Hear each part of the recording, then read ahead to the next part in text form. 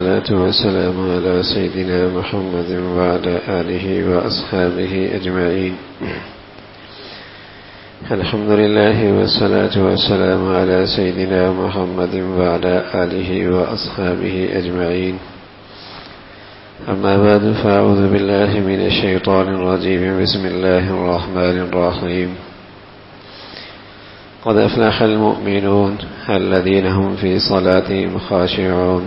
صدق اللہ العظیم.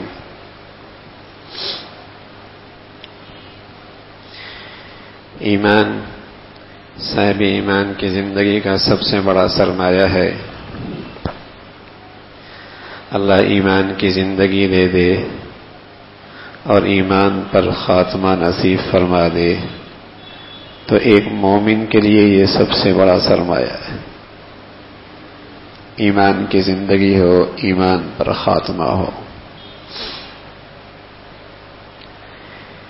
یہ ایمان نیکیوں کے بدولت رہتا ہے، ترقی کرتا ہے. گناہوں کی وجہ سے اس میں کمی آتی ہے اور بسا اوقات گناہوں کی نحوستوں سے آدمی ایمان سے خالی ہو جاتا ہے.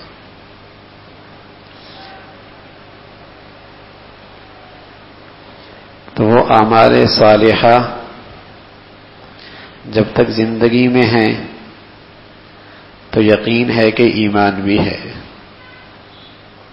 اللہ رب العزت نے ان اعمال کا تذکرہ فرمایا جو ایمان کے ہونے کی نشاندہی کرتے ہیں کہ یہ واقعی یہاں ایمان ہے، اس کی زندگی میں ایمان ہے. ان اعمال صالحہ کی ایک فہرست ہے، وہ ہماری زندگی میں ہمیشہ پیش نظر رہنی چاہیے کہ یہ اعمال ہیں تو ایمان ہے، اور یہ اعمال صالحہ نہیں ہیں تو ایمان کوئی نہیں. اللہ نے اس کی ایک فہرست بتلائی ہے، ہماری زندگی میں ہمیشہ وہ پیش نظر رہنی چاہیے. سورہ مومنون ہے، 18واں پارہ ہے. ان اعمال صالحہ کا تذکرہ ہے جو ایمان کے ہونے پر گواہی دے رہے ہیں کہ یہاں ایمان ہے.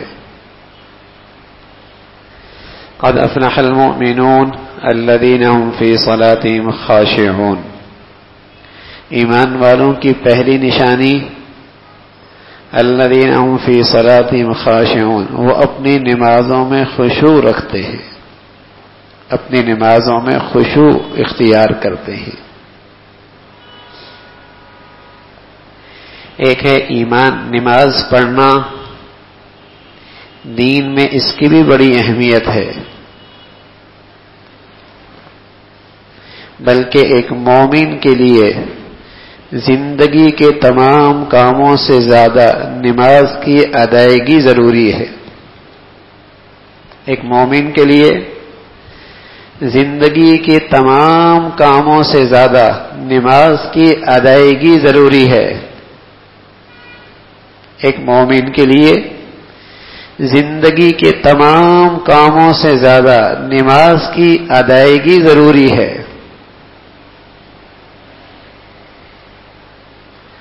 حضرت عمر ابن خطاب رضی اللہ تعالیٰ عنہ مسلمانوں کے امیر المومنین ہیں اور مسلمانوں کے دوسرے خلیفہ ہیں. اس وقت جو ان کی حکمرانی تھی، آج تقریباً وہاں 14 بڑے بڑے ممالک موجود ہیں. اتنی بڑی حکمرانی، آج دنیا کے 14 بڑے بڑے ممالک اس زمین پر موجود ہیں جہاں آپ کی خلافت اور آپ کی حکمرانی تھی. ایسے حاکم. تو آپ نے اپنے تمام حاکموں کو، گورنروں کو ایک خط لکھا، اور اس خط کے الفاظ احادیث کی کتابوں میں آتے ہیں، اور وہ الفاظ یہ ہیں کہ ان اہم امورکم عندی الصلاۃ فمن حفظها وحافظ علیها حفظ دینہ ومن ضيعها فهو لما سواها أضيع. او کما قال، خط لکھا تمام اپنے حاکموں کو، والیوں کو، گورنروں کو کہ میری نظر میں تمہاری سب سے اہم اور سب سے اہم کام یہ ہے کہ تم نماز کا اہتمام کرو۔ یہ امیر المؤمنین لکھ رہے ہیں، اور کیسے حکمران ہیں؟ اب تو بونے بونے حکمران ہیں، کالونیوں کے ملکوں جیسے حاکم بنے بیٹھے، اتنے بڑے حاکم۔ قیصر و کسریٰ دنیا کی بہت سپر طاقتیں تھیں، جن کے محلات پر فتوحات کے جھنڈے حضرت عمر کے زمانے میں لہرائے گئے، آپ کو فتح ملی۔ دو دنیا کی سپر طاقتیں، جیسے آج کوئی کہہ سکتا ہے چائنا اور امریکہ، قیصر و کسریٰ، وہاں کے محلات پر مسلمانوں نے فتح کے جھنڈے لہرائے آپ کے زمانے میں۔ ایسا دبدبا، ایسا روب، ایسا عدل اور انصاف کا دورہ جہاں مسلمان تو مسلمان، کافروں کو بھی انصاف ملا، مرد عورت بچے بوڑھے ایسے عادل اور ایسے حساس اپنی حکمرانی کے سلسلے میں فرمایا کرتے تھے، فرات کے کنارے پر کوئی کتا بھی پیاسا مر گیا تو عمر سے پوچھ ہوگی کہ تیرے زیر سایہ زمین پر یہ کتا بھوکا کیوں مر گیا اور پیاسا کیوں مر گیا۔ اتنے حساس تھے اپنی حکمرانی کے سلسلے میں، اپنی ذمہ داریوں کا اتنا احساس تھا۔ خط لکھ رہے اور خط میں یہ کہہ رہے، ان اہم امورکم عندی الصلاۃ، سب سے اہم چیز میری نظر میں تمہاری یہ ہے کہ تم نماز کا اہتمام کرو، نماز کا اہتمام کرو۔ یہ بہت بڑی غلط فہمی ہوتی ہے، جس کے پاس کچھ ذرا سی ذمہ داریاں آتی ہیں وہ سمجھتا انسانیت کی سب سے بڑی خدمت میں کر رہا ہوں۔ اب نماز تو پڑھ ہی لیں گے، نماز تو پڑھ ہی لیں گے،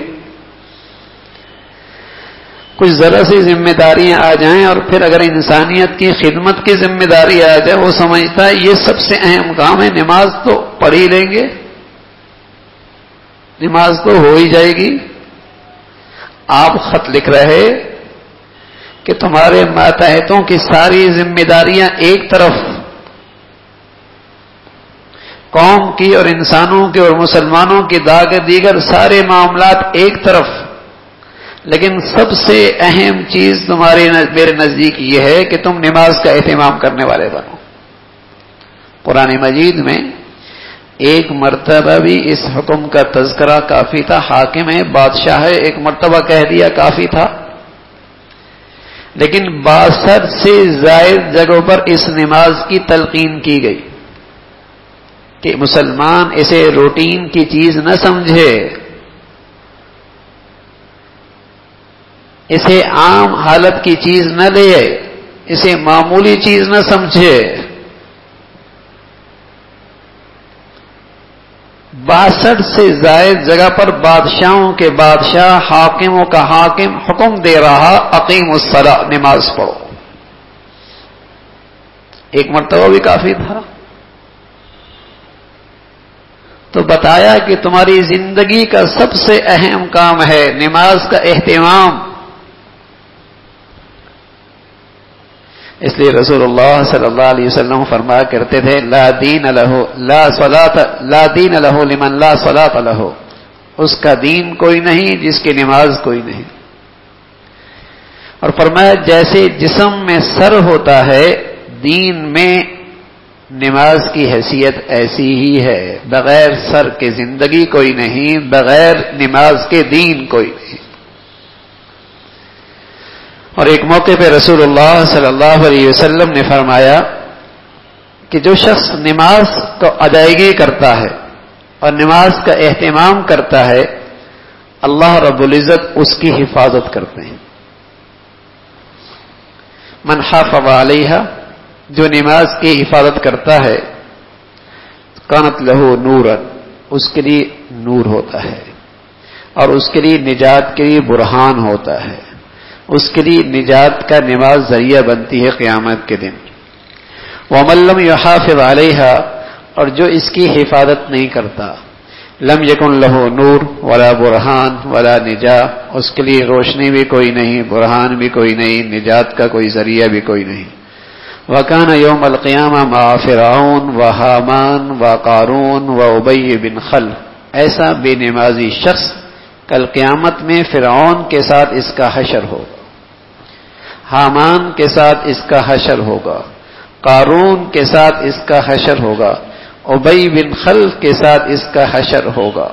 اور وجہ یہ بتائی محدثین نے، اگر حکمرانی کی وجہ سے نماز چھوڑی تو فرعون کے ساتھ حشر ہوگا، سیاست کی وجہ سے نماز چھوڑی تو حامان کے ساتھ اس کا حشر ہوگا، دولت اور مال اکٹھے کرنے میں نماز چھوڑی تو قارون کے ساتھ اس کا حشر ہوگا، اور دنیا کے دیگر جھگڑوں میں رہ کر نماز چھوڑی تو اس کا ابی بن خلف کے ساتھ حشر ہوگا۔ اس کا معاملہ ان لوگوں کے ساتھ ہوگا۔ ما سلککم فی سقر قالوا لم نک من المصلین، ما سلککم فی سقر قالوا لم نک من المصلین، جہنم میں کیوں پڑے ہو؟ کہنے لگے لم نک من المصلین، ہم نماز نہیں پڑھتے تھے۔ ما سلککم فی سقر، قرآن کی آیت ہے، ما سلککم فی سقر، کیوں پڑے ہو جہنم میں؟ کہنے لگے لم نک من المصلین، نماز نہیں پڑھتے تھے، جہنم میں اس لیے پڑے ہیں۔ تو نماز کی اہمیت اسلام میں اتنی ہے کہ 62 سے زائد جگہ پر اس کا تذکرہ ہے، اور حضرت عمر ابن خطاب اور حضرت عثمان اور حضرت علی رضی اللہ تعالی عنہم، یہ حضرات مسلمانوں کے حاکم تھے اور آدھی دنیا کے سربراہ رہے ہیں، لیکن جہاں بھی جاتے نماز پڑھ کر دکھاتے اور کہتے کہ اللہ کے نبی یوں نماز پڑھا کرتے تھے۔ یعنی وقت کا حاکم، اور وہ بھی معمولی نہیں، وہ بھی معمولی نہیں، آدھی دنیا کا سربراہ، جہاں بھی جاتے، جس خطے میں پہنچتے تو نماز پڑھ کر اپنے ساتھیوں کو نماز سکھاتے کہ اللہ کے نبی یوں نماز پڑھا کرتے تھے۔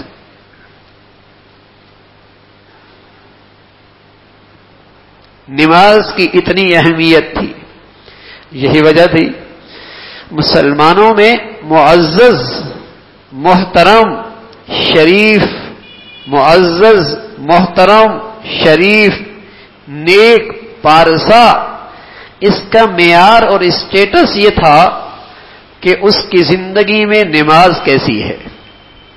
مسلمانوں میں معزز، شریف، محترم، نیک اور پارسا، قابل احترام، قابل عزت، اس کا اسٹیٹس یہ تھا کہ وہ اللہ کے گھر میں نماز کا اہتمام کیسے کرتا ہے، یہ معیار تھا۔ آپ علیہ الصلوۃ والسلام نے ساری زندگی امامت فرمائی، اور ابو بکر، عمر، عثمان و علی رضوان اللہ علیہ اجمعین ہمیشہ پہلی صف میں نظر آئے۔ یہ عزت، شرف، شرافت، دیانت، امانت، یہ علامت تھی کہ یہ نماز پڑھنے والا ہے، اس لیے شریفت۔ ورنہ اس مبارک ماحول میں تصور نہیں تھا کہ جو کچھ شخص ایمان کے بول کہے، اگرچہ زبان ہی سے کہے، کوئی شخص زبان سے ایمان کے بول کہے اگرچہ اندر ذرہ ایمان کا نہ ہو، اس کے لیے پھر بھی یہ ہمت نہیں تھی کہ اس ماحول میں وہ نماز کو چھوڑ دے۔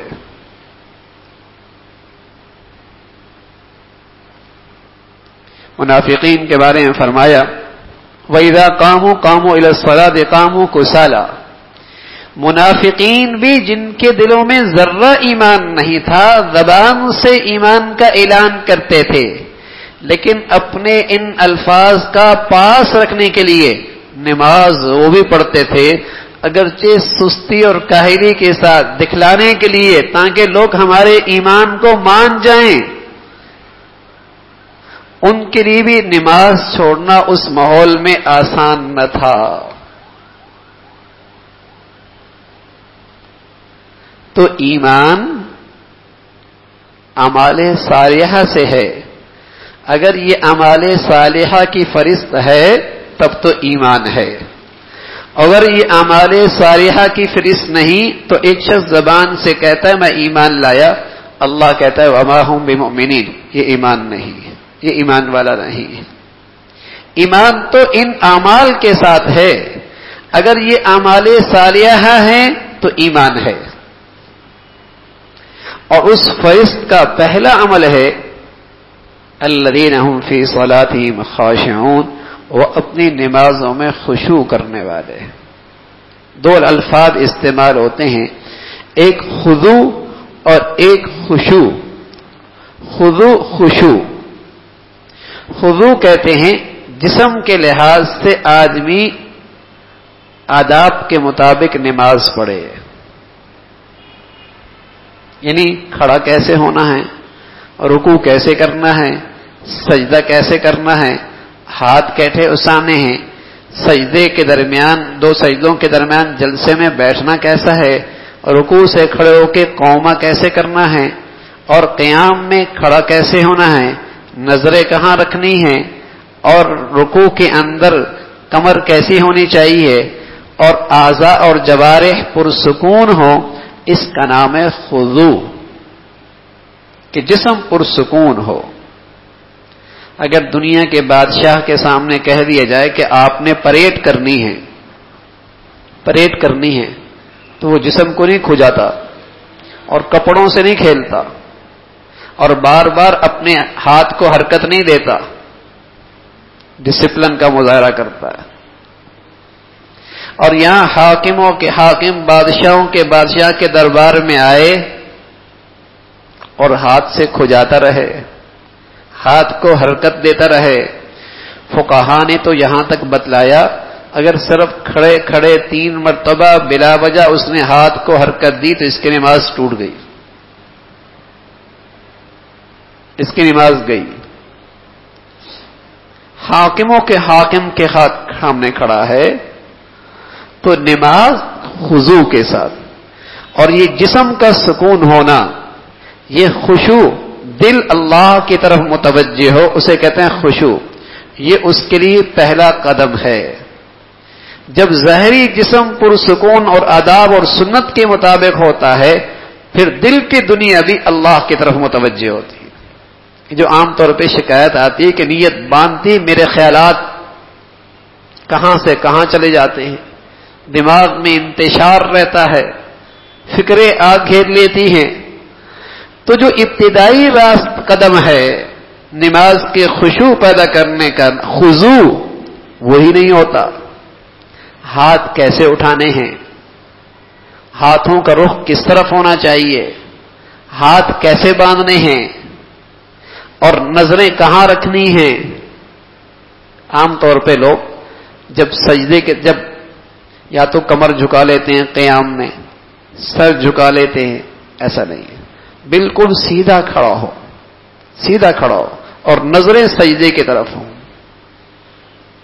اور پھر جب رکوع میں جائے تو اپنی انگلیوں کو کھول کر اپنے گھٹنوں کو مضبوطی سے پکڑ لے اور گھٹنے بھی سیدھے ہوں، اس میں خم نہ ہو، اور کمر بھی بالکل سیدھی ہو. گلاس پانی کا رکھا جائے تو نہ گرے، ایسا سجدہ ہو.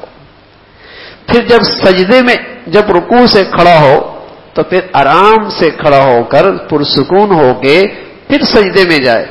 مدینہ منورہ میں حضور علیہ الصلوۃ والسلام تشریف فرما ہیں. ایک شخص آیا، نماز پڑھی، آپ علیہ الصلوۃ والسلام سے کہنے لگا السلام علیکم، نماز سے فارغ ہو کر آپ نے فرمایا وعلیکم السلام، قم فصلی فإنک لم تصلی، میاں نماز پڑھو، تمہاری نماز نہیں ہوئی. وہ چلا گیا نماز پڑھنے کے لیے، پھر آ کے سلام کیا، آپ نے فرمایا قم فصلی فإنک لم تصلی، جاؤ نماز پڑھو، تمہاری نماز نہیں ہوئی. پھر اس نے نماز پڑھی، پھر آیا، آپ نے فرمایا قم فصلی فانک لم تصلی، جاؤ نماز پڑھو، نماز نہیں ہوئی۔ تیسری مرتبہ آ کر کہنے لگا یا رسول اللہ ارنی وعلمنی، یا رسول اللہ مجھے بتائیں نا کیسی نماز پڑھنی ہے، مجھے سکھائیں، میں تو جیسے مجھے پڑھنی آتی ہے ویسے میں نے پڑھی ہے۔ عادت تھی اس کی ایک نماز پڑھنے کی کہ رکوع سے کھڑا ہوتا اور ابھی کھڑا ہی نہیں ہوتا، اشارہ ہی ہوتا کہ سجدے میں، سجدے سے اٹھتا ہی نہیں اور دوسرے سجدے میں چلا جاتا۔ آپ نے فرمایا نماز نہیں ہوئی۔ 3 مرتبہ آپ نے اسے دوبارہ نماز پڑھائی کہ اس طرح تھوڑی نماز ہوتی ہے، رکوع سے کھڑے ہو کر پرسکون ہو جاؤ اور پھر اس کے بعد سجدے میں جاؤ اور سجدے کے درمیان جلسے میں بیٹھو، جب جسم سکون میں آ جائے پھر دوسرا سجدہ کرو۔ آپ علیہ الصلوۃ والسلام اسے پہلی مرتبہ ہی سکھا سکتے تھے، یہ 3 مرتبہ اسے نماز کیوں پڑھائی؟ ہونا تو یہ تھا کہ وہ پہلی مرتبہ ہی سوال کرتا کہ یا رسول اللہ مجھے بتائیں، مجھے تو یوں ہی آتی ہے، لیکن اس نے نہیں پوچھا تو آپ نے بھی نہیں بتایا۔ بس اوقات یہ ہوتا ہے کہ طلب نہیں ہوتی تو تعلیم کا فائدہ بھی نہیں ہوتا، طلب نہیں ہوتی تو تعلیم و ہدایت کی آدمی کو قدر بھی نہیں ہوتی۔ آپ نے چاہا کہ اس کے اندر ذرا طلب تو پیدا ہو، خود ہی سوال کرے، پھر جب 3 مرتبہ پڑھی اس نے خود طلب کا اظہار کیا، پھر آپ نے تعلیم فرمائی، اور جب 3 مرتبہ پڑھ چکا تو اسے فکر بھی لائق ہو گئی، تو پھر آپ علیہ الصلوۃ والسلام نے فرمایا نماز یوں پڑھنی ہے۔ اس لیے آپ علیہ الصلوۃ والسلام فرمایا کرتے تھے صلو کما رأیتمونی، یوں نماز پڑھو جیسے میں نے نماز پڑھی۔ حضرت مفتی شفیع صاحب رحمۃ اللہ علیہ ایک دن بیٹھے بیٹھے فرمانے لگے کہ 60 سال ہو گئے قرآن حدیث فقہ پڑھاتے پڑھاتے، لیکن کبھی نماز میں ایسی صورتحال پیش آ جاتی کہ کچھ سمجھ میں نہیں آتی، اور نماز کے بعد جا کے کتاب کھولتا ہوں کہ میری نماز صحیح ہوئی یا نہیں ہوئی۔ فرمایا 60 سال ہو گئے نماز قرآن حدیث فقہ پڑھاتے پڑھاتے، لیکن کبھی نماز میں ایسی صورتحال پیش آ جاتی ہے کہ سوچنے لگتا ہوں کہ کیا کروں، پھر جا کے کتاب کھولتا ہوں کہ میری نماز صحیح ہوئی یا نہیں صحیح ہوئی۔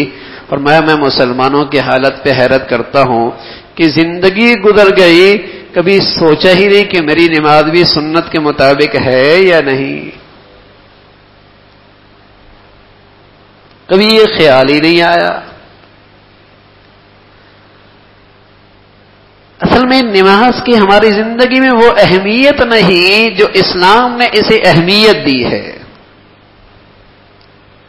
وہ اہمیت نہیں جو عظمت اہمیت اسلام نے اسے دی ہے۔ اس لیے جس طرح بچپن سے پڑھ رہے ہیں تو ظاہر بھی پرسکون ہو، اور پھر اس کے جو آپ الفاظ ادا کرتے ہیں یہ بھی درست ہوں۔ آپ کہیں گے تو بڑا مشکل کام ہے، حالانکہ سارے نماز میں سارے قرآن میں الفاظ استعمال ہونے والے صرف 29 بس، اور ان 29 کے اندر بھی 12-13 ایسے ہیں جو اردو کے اندر بھی استعمال ہوتے ہیں، پیچھے رہ جاتے ہیں 7-8 الفاظ، ہا ہا، واد وا، فا، یہ چند الفاظ ہیں۔ تو کیا ہمارے اندر اتنی بھی صلاحیت نہیں کہ ان 6-7 الفاظ کی مشق کسی سے کر کے صحیح طور پہ قرآن پڑھ سکیں؟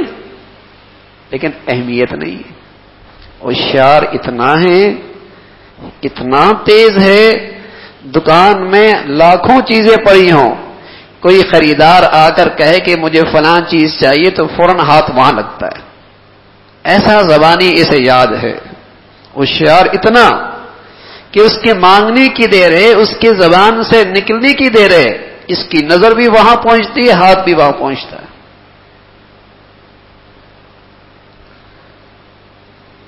7 الفاظ 8 الفاظ کو صحیح تلفظ سے نہیں ادا کر سکتا۔ کہ میرے عزیزو نماز ہے، ایمان اسلام کے بعد کوئی چیز سب سے اہم ہے، سب سے بڑا حکم ہے، سب سے بڑی عظمت ہے تو وہ اسلام کی زندگی میں نماز ہے۔ حضور علیہ الصلوۃ والسلام جب معراج پہ تشریف لے گئے، اور اللہ کے قرب کا وہ مقام طے کیا جہاں جبرائیل بھی نہیں جا سکتے تھے، وہ مقام طے کیا۔ خیال آیا کہ مجھے تو اللہ کا یہ قرب مل گیا، میری امت کو یہ معراج کیسے ملے، میری امت کو یہ مقام اور یہ معراج کیسے ملے؟ اللہ رب العزت نے تحفے میں نماز دے دی اور بتایا کہ آپ کو یوں قرب مل گیا، آپ کی امت جب نماز پڑھے گی اللہ اسے بھی معراج نصیب فرما دے گا۔ الصلاۃ معراج المؤمنین، نماز ایمان والوں کا معراج ہے۔ جب یہ سجدہ کرتا ہے تو اللہ کے قرب کا اس سے زیادہ اور کوئی طریقہ نہیں، اللہ کے قرب کا۔ شاہ فضل الرحمان گنج مراد آبادی رحمۃ اللہ علیہ ایک مرتبہ تھانوی رحمۃ اللہ علیہ، بہت بڑے اولیاء تھے، تھانوی رحمۃ اللہ علیہ کی خدمت میں آئے اور جب واپس جانے لگے چپکے سے کہنے لگے، میاں تھانوی جب میں سجدہ کرتا ہوں تو یوں لگتا ہے اللہ نے مجھ سے میرا بوسہ لے لیا، اللہ نے مجھ سے پیار کر لیا۔ ہاں، یہ قرب کا تصور اگر سجدے میں آ جائے کہ اللہ کے قریب ہو گیا ہوں، اللہ پیار کر رہا ہے، تو میرے عزیزو سر اٹھانے کا جی بھی نہ چاہے، اماں گود میں لے اور پیار سے ہاتھ لوریاں دے اور پیار کرے تو گود سے نکلنے کا دل نہیں کرتا، اور بندہ سجدے میں جائے اور سجدے کی عظمت اور قرب اس کا معرفت رکھتا ہو تو پھر سجدے سے سر اٹھانے کا جی نہ چاہے۔ اللہ کوئی ایسا سجدہ ہمیں بھی نصیب فرما دے بھائی، کوئی ایسا سجدہ ہمیں بھی نصیب فرما دے۔ تو میرے عزیزو واقعی نماز تو ایسی ہی چیز ہے کہ ظاہری خضوع بھی ہو اور دل کا خشوع یہ ہے کہ دل میں اللہ کی طرف توجہ ہو، تو ایمان کے ہونے کی پہلی نشانی یہ ہے الذین هم فی صلاتہم خاشعون، وہ اپنی نمازوں میں خشوع رکھنے والے ہیں۔ اللہ رب العزت یہ خوبی ہم سب کو نصیب فرما دے، اللہ عمل کی توفیق نصیب فرمائے۔ وآخر دعوانا الحمدللہ رب العالمین۔ اللہم لک الحمد کلہ ولک الشکر کلہ، اللہم لک الحمد کلہ ولک الشکر کلہ، اللہم لک الحمد کلہ ولک الشکر کلہ۔ نستغفر اللہ نستغفر اللہ نستغفر اللہ۔ سبحان ربک رب العزة عما یصفون وسلام علی المرسلین والحمد للہ۔